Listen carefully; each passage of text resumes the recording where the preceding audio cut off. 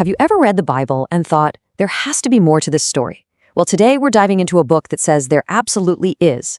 We're exploring the wild theses of Tony Bushby's The Secret in the Bible, which argues that the holy text isn't history at all, but a meticulously crafted secret code. So let's get into it and see just how the author makes his case. The author kicks things off with this core idea.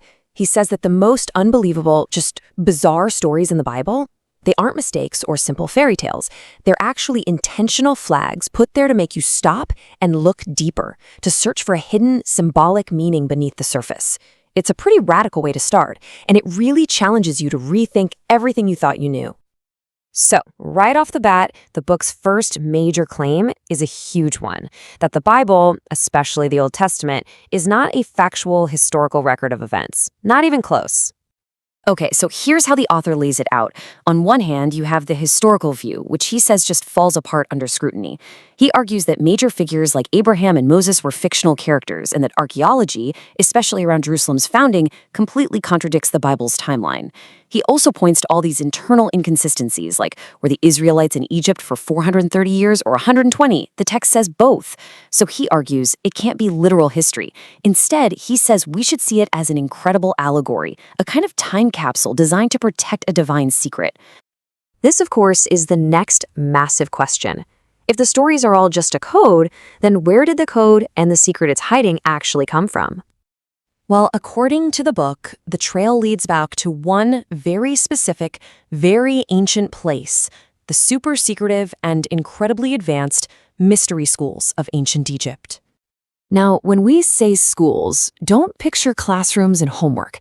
According to the source material, these were elite secret societies. They were dedicated to preserving this profound wisdom about science and the universe.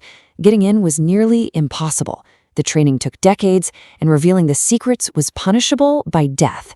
The whole point was to keep this powerful knowledge out of the wrong hands.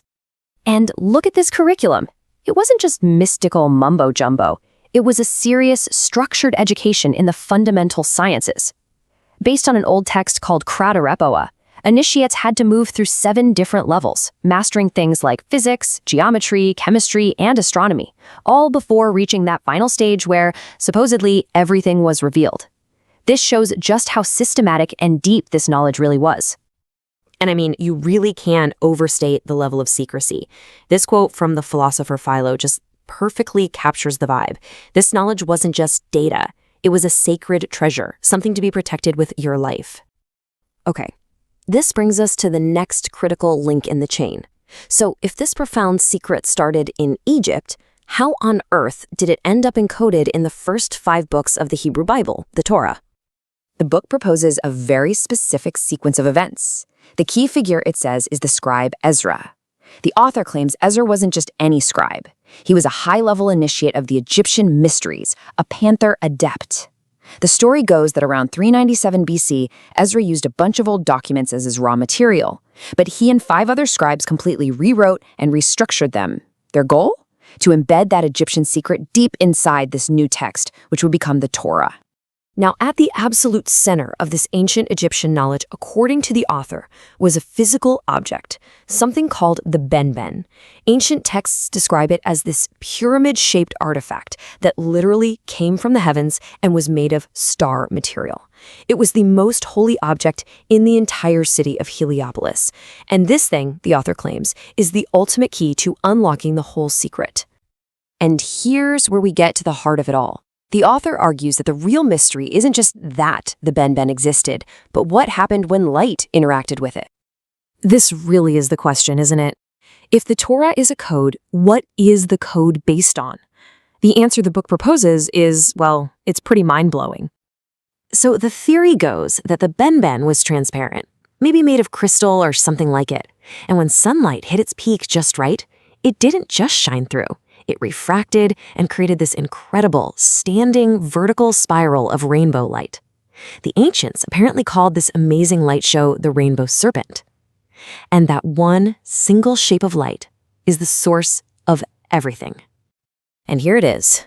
This is a big reveal, where the whole theory just clicks. If you take that one, single, divine shape, that spiral of light, and you rotate it, it casts exactly 22 unique and distinct shadows. The author's bombshell claim is that these 22 shadows are the 22 letters of the original Hebrew alphabet. Think about that. The alphabet wasn't just invented, it was discovered from the geometry of light itself. And that means every word in the original Torah wasn't just a symbol for a sound, it was a complex arrangement of these divine shapes. You know, this idea, as wild as it sounds, is actually backed up by mystical texts like the Zohar. For centuries, mystics have been saying that the words of the Torah have multiple layers of meaning.